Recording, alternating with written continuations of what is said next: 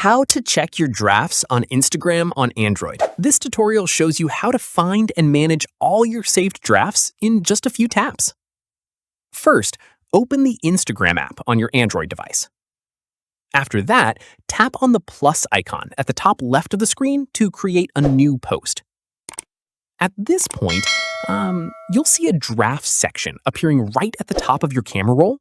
Tap on it to open all your saved drafts.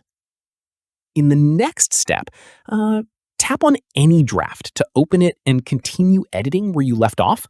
For that, tap on Next in the top right. Following this, once you're happy with the post, tap on Next to go through the posting steps and share it. Once done, if you want to delete a draft instead, tap on it, and on the next page, look out for 3 dots option and tap Delete to remove it.